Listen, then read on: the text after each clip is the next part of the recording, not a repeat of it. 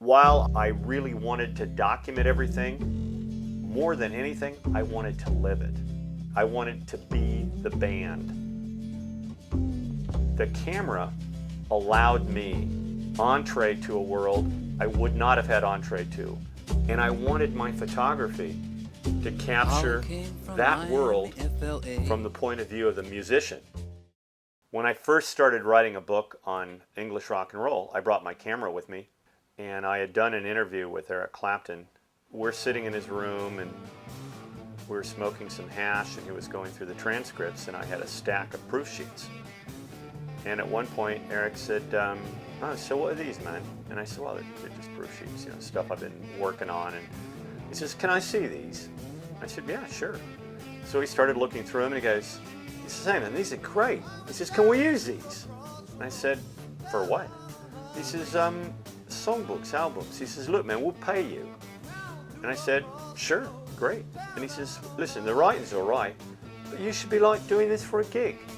And that was the segue going from writing into photography. The band that probably epitomized what I stood for is The Clash in the late 70s, early 80s. They were angry, but they were very politicized too. They really had a message. They were talking about the working class, they were talking about shit going down in Brixton, and it was relevant then, it's relevant now.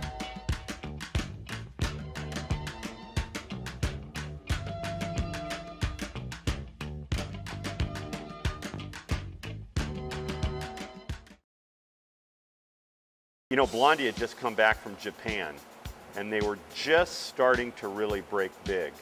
And I remember picking them up at their hotel in the Tenderloin, and we went upstairs onto the roof. We did some shots there to start with, and then we came out here, and it was a beautiful spring day, and I thought this would be the perfect place to shoot because they had a lot of bright clothing on, and the greenery here and the light.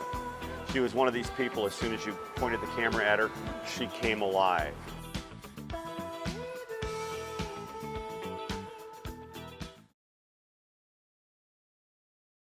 That was toward the end of the first half of the Who's tour in 1976. The lights were going up and everybody in Winterland, and it seemed to me like everybody in the world, was on their feet and they were screaming, and the band was just at a crescendo, and Townsend threw his guitar up. And I remember right after that, it ended, you know, Moon came down on the drums, drum crash, stood up on a stool and then collapsed over the drum kit down onto the stage, and they drug him off, and that was it.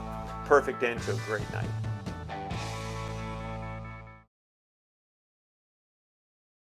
Lynyrd Skynyrd were the kind of guys you go to war with. You know, I first met them in 1973. They opened up for The Who on that Who tour. Lynyrd Skynyrd had 3 guitarists.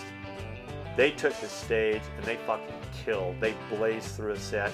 They took no prisoners, and then they lived hard.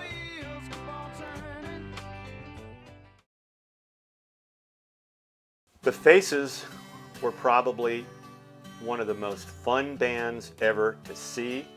Talk about lifestyle. Rod Stewart, to this day, has the best blues voice for a white man I've ever heard.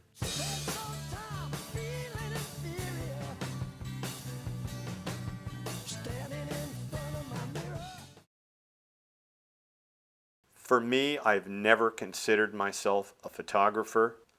I've always considered myself sort of a cross between an artist, a documentarian, somebody that experiences. I've always wanted to portray, for anyone looking at the picture, the feeling of the person I'm shooting. I want you to get the feeling that you are that person.